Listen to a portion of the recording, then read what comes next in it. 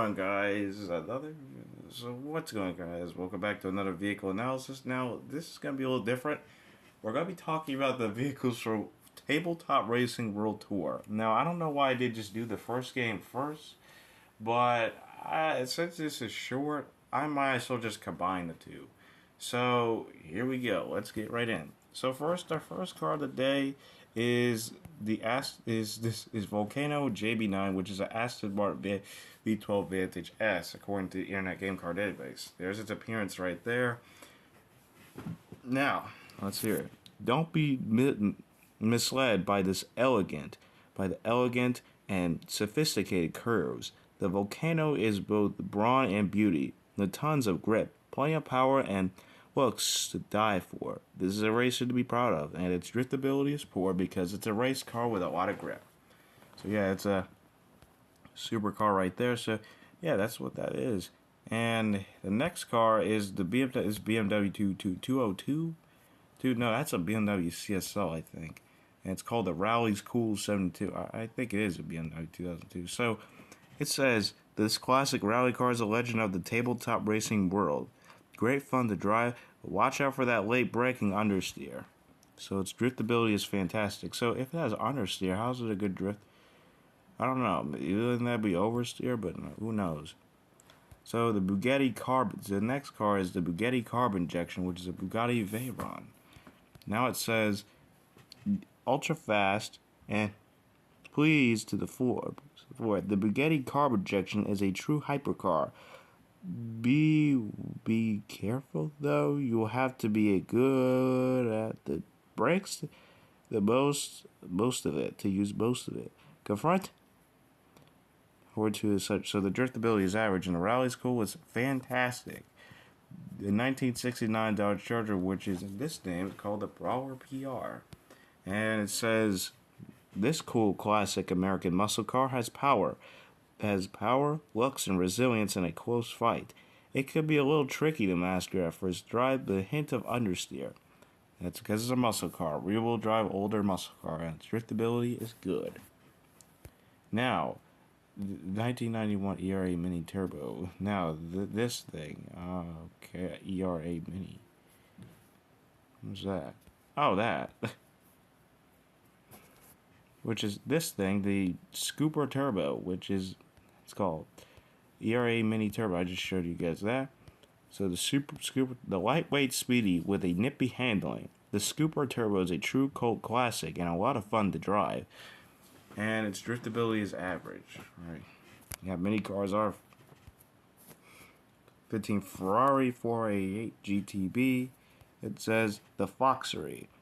With style, panache, and seriously good engine, the Foxery is a well-balanced supercar that deserves your attention. Its driftability is poor. Yeah, I don't know how that is, but it's good at powers. Yes. Now the braking's bad. Yeah, totally not a parody off Breaking Bad. No. We know better. Yeah, the RV. It's definitely not a reference to that. So it says you'll have your work cut out for you with this lumbering crazy classic. It's difficult to master, but a very fast one tame. Durability average. It's an RV. Look at it. It's a little Breaking Bad reference. The Leviathan TT, which is a 1955 Ford F100. It's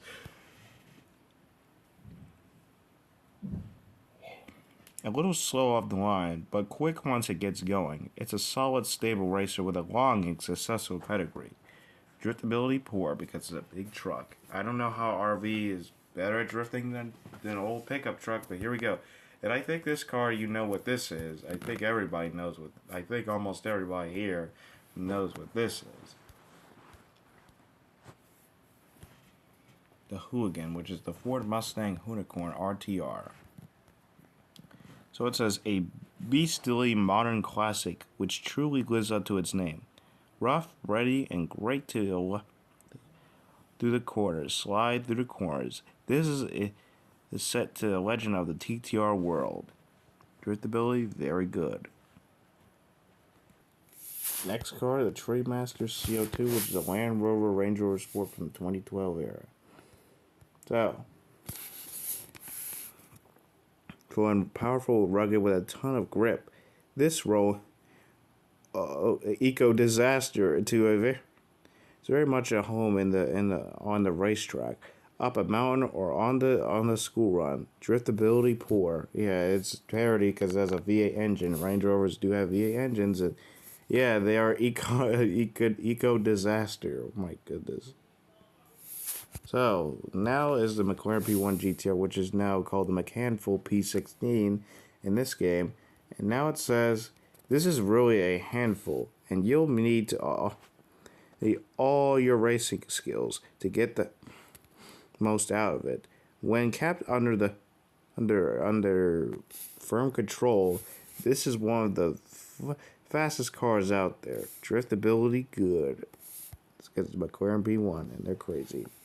Now I think this might be the mascot of the game. I'm not sure. Tokyo Zero.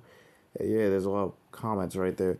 This legendary street racer is it's a Nissan Skyline R34. I'm not even gonna. I already know what that car is. This legendary street racer is a fantastic all-rounder with a healthy dose of oversteer. It's fast, furious, and a whole lot of fun. Driftability, very good. Now here comes one of my favorite car in the entire game. Actually, the Zob A, parody of the Zonda R, right there. This exotic racer is a true supercar, which needs to be handled with care. It's an absolute beast with plenty of grip. Driftability, good. I don't know how to rate that. So there are, yeah, they do slide a lot, especially. Oh God, Widowmaker, which is an RUF CTR, a 1987 one. All right. This super cool sports car has oodies of grip and acceleration, but just keeps a cool head with this one. Driftability average. I know that. Now this is the Toyota Corolla 11, which this is gonna be a hilarious description, and this is it's packed full of references. Inspired by the Japanese drifters of the 1980s, this auction car has been brought back to life and brings up to date with the name of the seriously cool modifications. Driftability legendary. Yeah, because it's an A86. Yeah. I mean, it's 11 and they're really good at drifting. So, yeah. And the last car, which is ironically the starter car, is one of the star cars, Bug Rat. And it's a VW Beetle. So, yeah. This great starter car has a badge of personality and gives a good all-round performance. It's a trusty, reliable racer. Driftability, average. Great. So, yeah. Now on to the second game.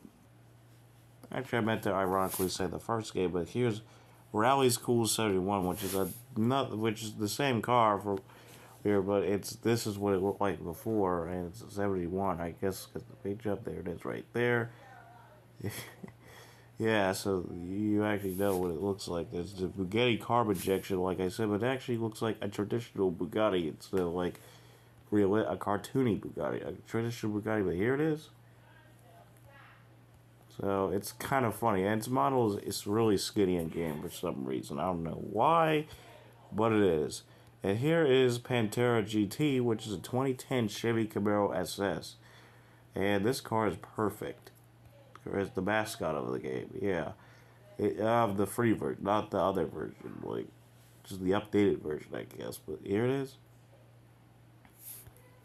And here's the 2006 Chevy Corvette Z06, and it's called the Vendetta RS in this game. So there you go, has a high top speed grip, and turbo. And now you have the Chevy Step there, which is called the Whippy-Ki-Yay. And this is the start vehicle you start with, along with this bus right here, which we'll get to in a minute. So this VW bus we'll get to in a second. Here it is. It's an ice cream truck. And the 2004 Ford F-150, which is called the cluster truck in this game. It has quite the name. So here we go. So there it looks like. And that And someone better not get offended by this paint job. Please don't get offended by that. It doesn't even look like it. So, why? The 1932 Ford Hot Rod is called Nifty 50, not to be confused with the Hazbin Hotel character. So, yeah, there we go. That's what it looks like. It's a tiny hot rod. It's adorable. Next is the 2006 Hummer H1. Hold up. Booyah, mother trucker. Yeah, mother trucker. Yeah, it's a Hummer H1. It's hilarious looking. It looks hilarious, honestly. Its name. The 2013 Lamborghini Venium, which is called Venom, which looks like kind of like a 2016 Civic Type R a bit. Yeah, I don't know why they made that tiny. Now here's the Range Rover, the Treemaster CO2 again, but this like before in the first game. So there we go. So that's what it looks like. It's a Range Rover Sport. Don't even get a back picture. Now this is the made for game bus Buddymobile, which is just some kind of weird vehicle. And it's just some kind of weird custom vehicle. Imagine that was actually real. Yeah, so there we go.